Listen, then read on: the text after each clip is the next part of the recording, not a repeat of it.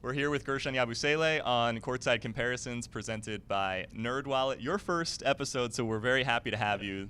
The Philly fans have really embraced you in your first season with the Sixers. How has that been, getting to know them and them getting to know you? Plus, you're playing very well, which has to help.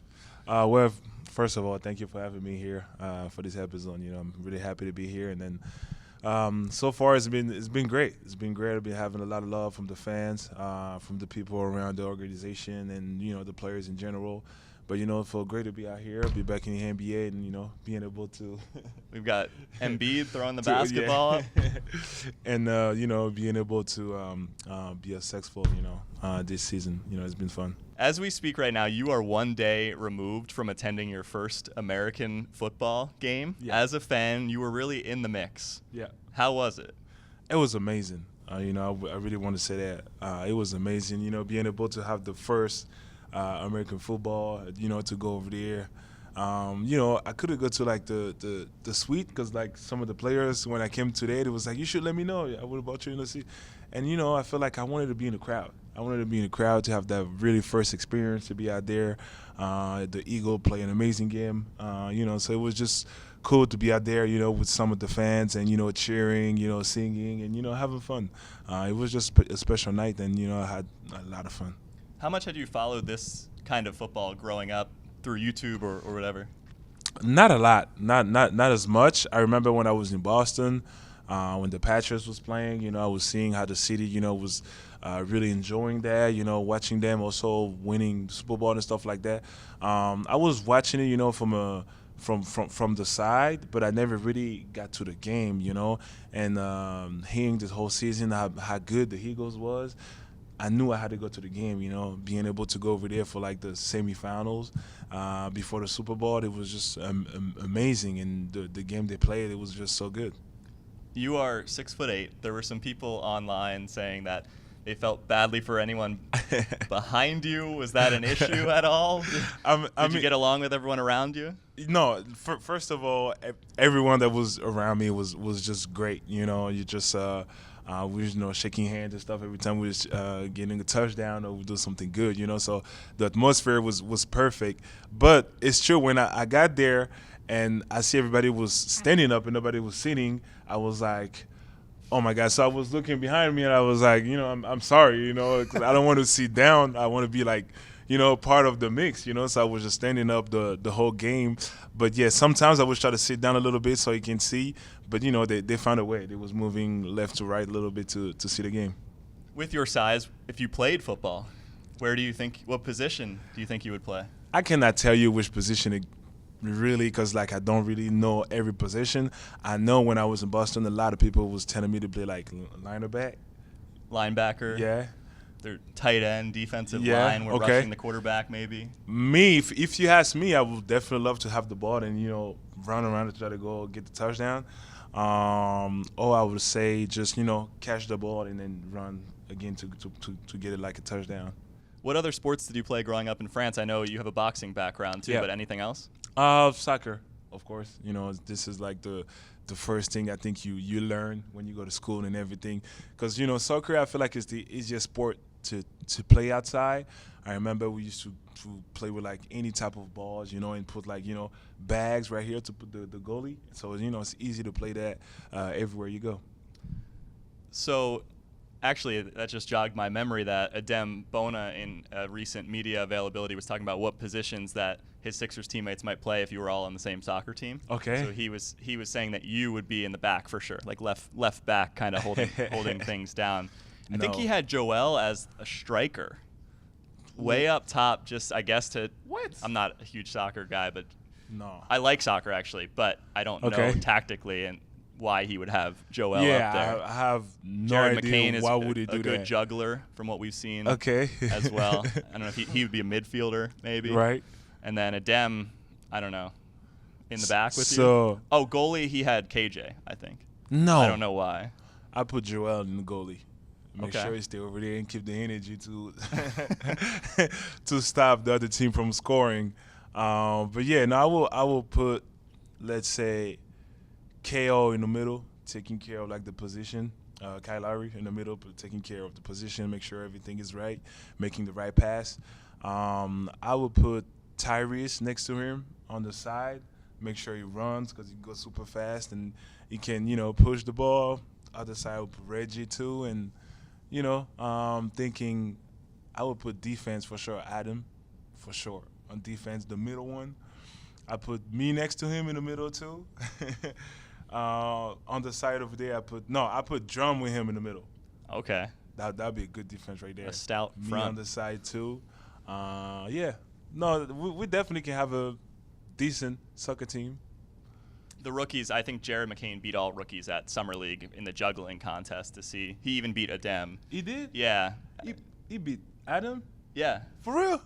I think Bono was a participant in it. It was on the NBA social media. Okay. Jared was the last man standing at Summer Oh League. my God. Longest amount of time juggling consecutively. I will give him some work about that. We got to talk about it. One of the other Philadelphia things that you've done is the cheesesteak adventure. And you said you wanted to potentially open a cheesesteak spot in France. Yeah. What was your order? What did you like the best when you did that? You were making them as well. No, I was making them for sure, and it was like a good experience to be able to go over there to see how they prepare it.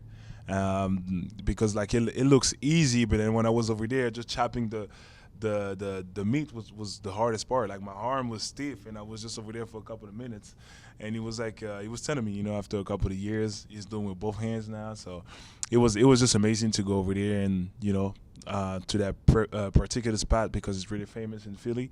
But it was just good to be around great people. They showed me how to do things over there, so it was a fun experience. For anyone who has not seen that video, you can check it out right here on the 76ers YouTube channel. We had talked earlier this season before we do the highlights about people back home watching you play in the NBA and how the times are different. It's mostly like 1 or 2 o'clock in the morning, or even when you're on the West Coast. It's late. Did they stay up earlier this year to watch the 4 or 5 a.m. Still French times? And who is that? Yes. How many people is like the main core group that watches you? I would say most of them is like my brothers and my sisters watching the games, and friends. It's really late for my parents to stay out, so I don't even mad at them. But yeah, and my friends stay up too. Like I'd be surprised sometimes when I get text after the game. They'd be like, "Okay, now I can't go to bed." Like, "Oh, you play good," and I'm like, "Oh, you was up this whole time?" What time is it right now? 7 a.m. Like, oh my God, So I get surprised, but I always enjoy. It makes me happy that I still have some people following me. Well, at the time of this interview, there's not a game later than 8:30 Eastern time. So the West Coast trips sometimes happen later in the season, not so much in the 2024-25 season. The Christmas win at Boston was among the best of the season so far, if not the best. How was it being back? Because you played for them.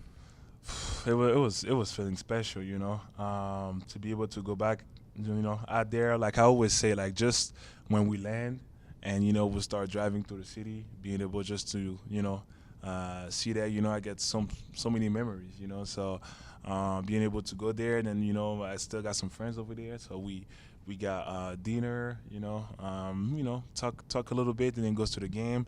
A lot of fans showed me some love over there, so it was a special game, and especially to play there for Christmas, it was really special, and then we got the win, so the night was just perfect for me. Feeling the emotions in the first quarter with a reverse layup, then a couple of threes here as we look on. You're shooting around 40% from three at this time. How long has your shot looked and felt the way it does right now? I would say just working every day on it, make sure it's set, and my confidence is just, you got to take the next one. Doesn't matter if you miss a couple of them before, the next one's gonna be in, so that's really my mentality, and I'm just trying not to doubt, just play freely, and then like I always say before, my teammates, the coaches, doing a great job to give me the confidence to tell me to keep shooting, so I just felt good when I shoot the ball. Are you doing anything differently? I know you had a lot of success from three in Europe and Real Madrid. I had to adjust, first of all, with the line here, because it's a little bit further than the line in Europe. But other than that, It's been just working hard, with my development coach Terrell. We get a lot of shots before practice, after practice. Just working hard, and when I get the ball, I just don't think. It comes so natural. And here's a play against Jason Tatum. You're not on the right block. You have had a lot of success posting up this year, but take us through this one in this game, around the world, kind of.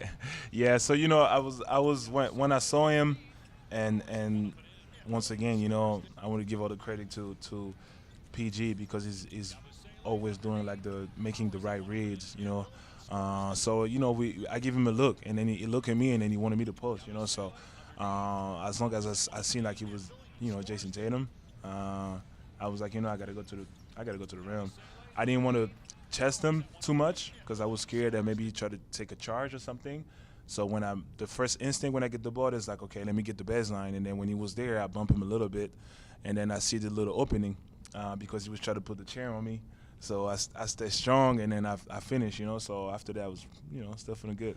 This is a quick one from the Celtics game, but we've seen you diving on the floor a bunch this year. And hustle is always going to play in Philly. This is, I feel like this is – I was trying to get up quick and fell. No, I feel like this is really just – the intensity of the game, I love this game so much, I've just be working hard, every change that I got, and I really want to show it on the court, I want everybody to see that I play, my butt off, like when I go over there, I just, if I have to dive, I have to dive. If I have to have the effort and everything, I will do it, that's what I do, and that's what I like about this game too, so I always give my all on the court, 200%. I want to finish. When I finish the game, I want to go back home and be like, I'm tired. I really want to give everything on the court and fight. And those little plays like that sometimes make a huge difference, So I will keep on doing it, and I appreciate that you guys really recognize that. And Sixers fans will remember this from Kyle Lowry's first season here, and it won't surprise you probably, but he dove over the scorers table last season to save a ball. At home, how do you feed off the Philadelphia crowd? Because that's where you guys beat the first place Cavaliers. Yeah. Well, this was like a great game for us. I think because we really show a lot of character, play against the first team on the seed, like you have to be perfect, don't make a lot of mistakes.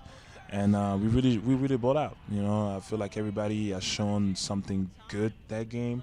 Everybody that was a part of it, really shared that energy and that positive vibes. We were just going over there and playing.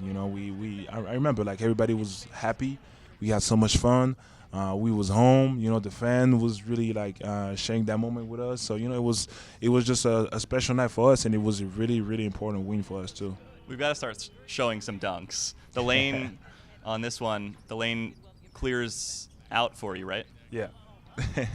So, no, on that dunk, I'm not thinking too much. Like I know I'm coming on the trailer. Kale was telling me to go in the middle because we was gonna do 5 out. And of course, I know at this time of the game, they're not expecting me to drive to the lane. So when I catch the ball, I just look to Tyrese to fake it, to really set it, and then I know with the speed, it's gonna be hard for like a 5 to really guard me on that, and especially when I pass that first shoulder, it's gonna be hard. Like if you go, you're gonna foul, So I was just seeing that lane. I see that little opening, especially when he helps, and then he moved that way. I knew if I fake it that way and go to the other way, it's gonna be hard for him to recover from it. This is another post up before some of your biggest dunks of the season. Size mismatch, is that what happened? They switched. Yeah, it's kind of like similar to the one in Boston when I decided to take the baseline because I'm looking at the defender and then he's smaller than me, so I'm guessing just fighting through with one shoulder, you might get a foul, you might not, it's always a tough situation, let's say. So I see him pushing a lot too, so I was like, I'm just gonna turn around and then I'm gonna play with my body. Obviously I'm bigger than him, so I'm just gonna go and bump it with my shoulder and try to finish over him. And what was the reaction after?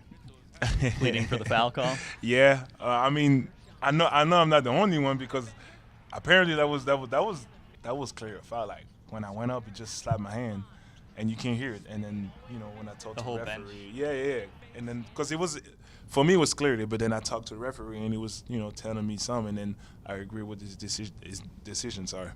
And you're going to recognize this one right away, but Yeah. the floor is yours. No, it was the whole action was really just effort, fighting, Joel having a great defense, having the steal. He already got the two hands up too. So when yeah, when I'm driving it, I'm looking behind to make sure nobody's trying to take it from me. But in my mind, I'm like, I have to go for the dunk here. I cannot just go for the layup, And obviously, I see him coming too, so I was like, I gotta dunk it. And I didn't know that he was gonna try to take a charge. I thought he was gonna try to jump and block it. Shout out to Daquan Jeffries. Yeah, dude. I didn't say that. It was him, okay? I didn't want to be part of For nothing, trying right? to take a charge. No, but like I thought he was gonna try to jump and block it. That's why in my mind I was like, I gotta go dunk it. But then when he got it there, and then I was like, I don't think this is good because I'm still gonna go for the dunk. And then when I was in the air, and then when I bumped him, I saw like a little elevation, and I was like, okay, I gotta punch this. So I dunked it as hard as I could, and then the reaction from everybody just made the clip even better than it is. Tyrese and KJ jumping up at the scorer's That's table in the amazing, background, jumping off the scorer's table as opposed to Lowry going over it during gameplay. The Portland dunk, bunch of replays of this one. How does it stack up to the Charlotte dunk in your mind? So I thought the Charlotte dunks were going to be pretty much the same because, like, I thought he was going to try to jump like that and block me instead of taking the charge. But shout out to Caleb, too, for making the right pass, right away. He didn't even hesitate. And then when I look at it, I got to dunk it, too, because I see him coming to the side. So I'm like, I'm not even going to dribble. I'm just going to do 1-2. So, I go 1-2, and then I felt his body next to me. And then I was like, I got to punch it, too. It was the same thing. What were you saying to your bench? Because this one was on the road. It was in front of the Sixers bench this time, and you appear to be talking to them as they all jumped up. What did you say? If I read it? No, I can. I can. It was not nothing crazy. I was like, that's what I do. I was like, that's what I do. That's what I'm here for. I was just, the whole emotion when I punched it. I hear the crowd too. It was not home, but the crowd was like, ooh. So it got me pumped up. So when I got up, I was like, I gotta say something. It got the announcers on NBC Sports Philadelphia, Kate Scott and Ala Abdelnaby, fired up too. Ala actually said that man has a family after you dunked in Portland. By the way, I love the comments that they be saying, when I do something good over there. I love it, The two commentators that we have, they're doing a great job. Agreed. Bonus clip. It's from Summer League 2018 against the Sixers for the Celtics. And it was around the time where you got the nickname the Dancing Bear from then Celtics assistant coach Micah Shrewsbury, as you told me. I already know it was that action right here. Whoop, baseline. Yeah. You know what's crazy? I don't even remember it was against Philadelphia. As was your first ever three-pointer, first NBA basket was too. But it was against, true. But this dunk, I mean, what was that Guerschon Yabusele like at that 2018? What was that version of you like? Fearless. I was just feeling good. I remember that summer league. I think I had been to the team for 1 year, but I got drafted 2016. I already had a summer league, so I was feeling pretty confident to go over there. I remember our coach, Jay, was doing a great job of like making me the ball handler or making passes and stuff like that. So it really involved me to the game, So when I was out there, I was just fully confident. I was just trying to not pass the ball, make everybody involved, and looking to be great. We just try to get as much game as we can and learn as much as we can too. So, but I was just prepared, and I wanted the team to see that I was ready for that season. I was ready, and I wanted to give everything that I can, to help the team at that time. So it was just a great feeling, to watch back those clips. I really came a long way from that, but I learned a lot, and going through that experience made me the player that I am today. So I'm always grateful to see those type of clips. Your return to the NBA has honestly been one of the stories of the 2024-25 NBA season, the best stories. Thank you. How are you different now?